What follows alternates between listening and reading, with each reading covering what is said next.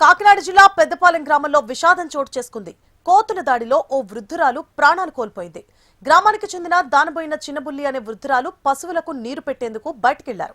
ఆ సమయంలో ఒక్కసారిగా వచ్చిన కోతుల గుంపు ఆమెపై మూకుమ్మడిగా దాడికి దిగాయి. ఈ అకస్మాత్తు దాడిలో తీవ్రంగా గాయపడిన చిన్నబుల్లి అక్కడికక్కడే మృతి చెందింది. గ్రామంలో గత కొంతకాలంగా కోతుల బెడద తీవ్రంగా ఉందని, గుంపులుగా వచ్చి ప్రజలపై దాడులు చేస్తున్నాయని స్థానికులు ఆవేదన వ్యక్తం చేస్తున్నారు. అధికారులకు ఎన్నిసార్లు మొరపెట్టుకున్నా పట్టించుకోవలేదని, ఇప్పటికైనా అధికారులు స్పందించి కోతుల బెడద నుండి తమను రక్షించాలని గ్రామస్తులు కోరుకుంటున్నారు. ఇంటికి దీనికి కనీసం 1 కిలోమీటర్ కూడా ఉండదు. ఈ కిలోమీటర్లో కోతులు తండోపతండాలుగా వచ్చేసి మొన్న 2 కుర్రల మీద దాడి చేసింది. మగవాళ్ళు ఉన్నారు కాబట్టి దాన్ని అడ్డుకొని దాన్ని ఏదో కర్రిచ్చి కొట్టారు. అలా తొక్కలు కూడా ఊడిపోయాయి. ఈవేళ గేదెకి కొంచెం నీళ్లు పెడతారని వెళ్తే మొత్తం గ్రూప్ అన్నీ గుంపుగా వచ్చేసి ఆవిడ పరిగె కొట్టేసి కాళ్ళు ఇరిపోయాను. సడన్గా పడగొట్టి లేకపోతే పారిపోయాను. ఇంకా మీద పడి దాడి చేసేసి మొత్తం చర్మం ఎక్కడికక్కడ ముక్కలు వేసింది.